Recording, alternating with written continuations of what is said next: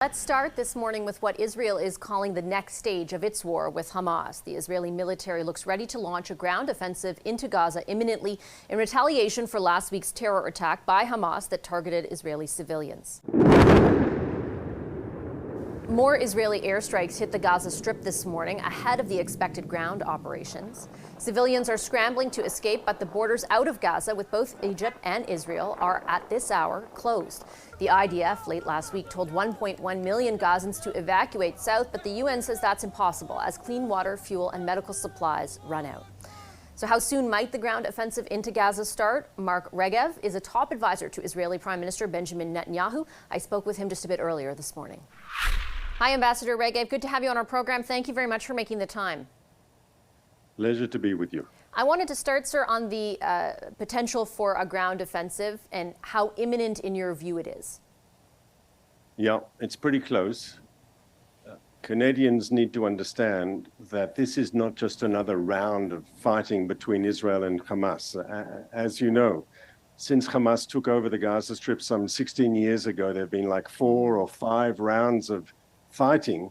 They fired rockets into us, we hit them back, and then there was a ceasefire. But we're in a different place today.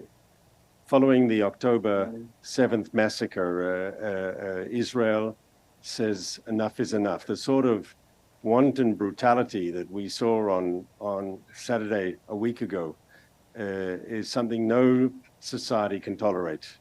And there's been a decision taken to hit back and hit back hard. We didn't want this war.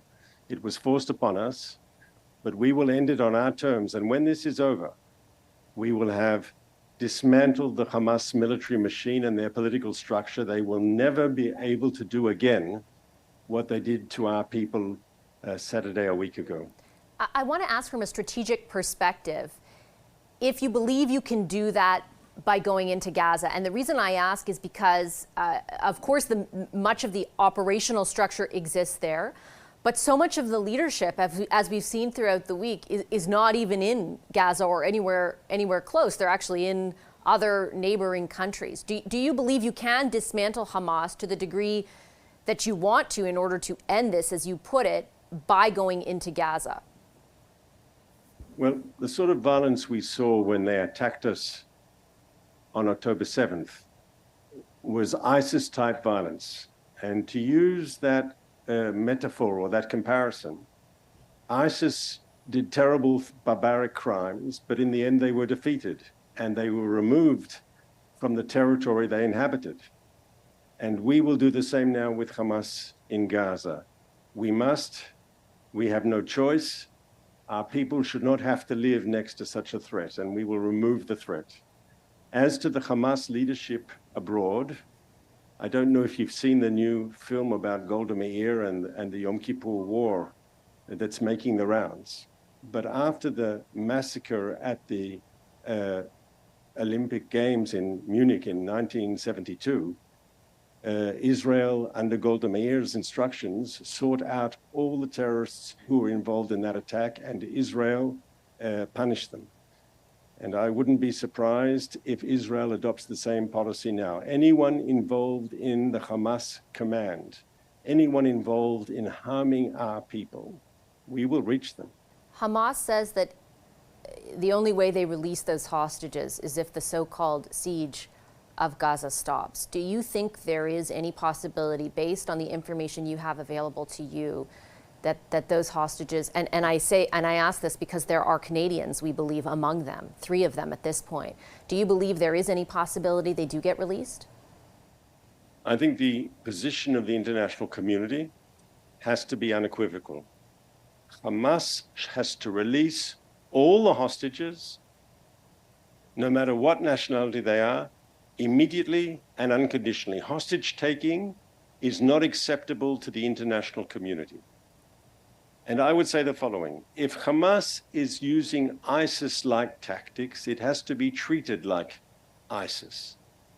And I would urge governments around the world that have diplomatic relations with Hamas, and specifically I'm thinking about Qatar, it's time you broke those relations off. You can't have ISIS-type terrorists in your country having diplomatic status. And if countries that host Hamas refuse to change the way they treat Hamas or their relations with Hamas, I believe there should be consequences. Ambassador, my final question is against that backdrop, right? And I fully acknowledge, and our viewers are aware, that Hamas did instigate this.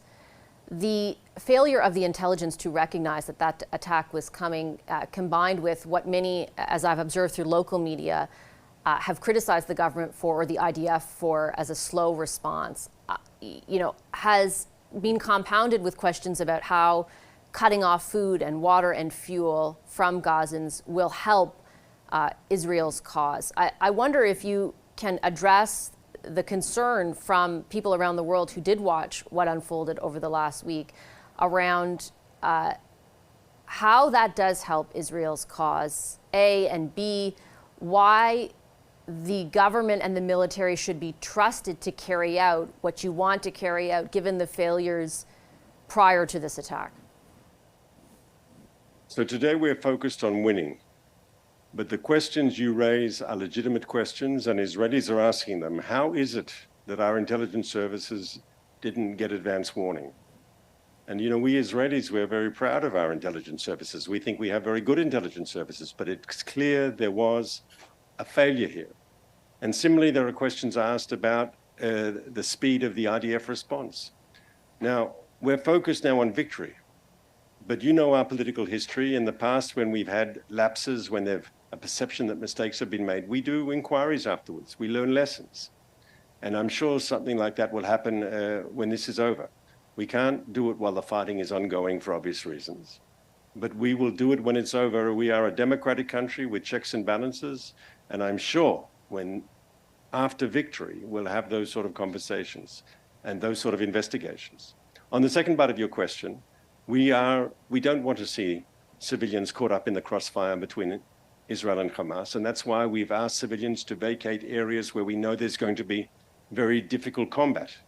When I say very difficult combat, it's not just words. We're sending our young people into a combat zone, and we know not all of them are going to return because Hamas is embedded in areas. They've got tunnels, they've got booby traps, they've got their infrastructure, and we might have to go house to house to seek out the killers and win this war. And so we don't take that lightly, but we do not target Gaza's civilians. Ambassador, I'm out of time. I do appreciate your time today. Thank you so much. Thank you for having me.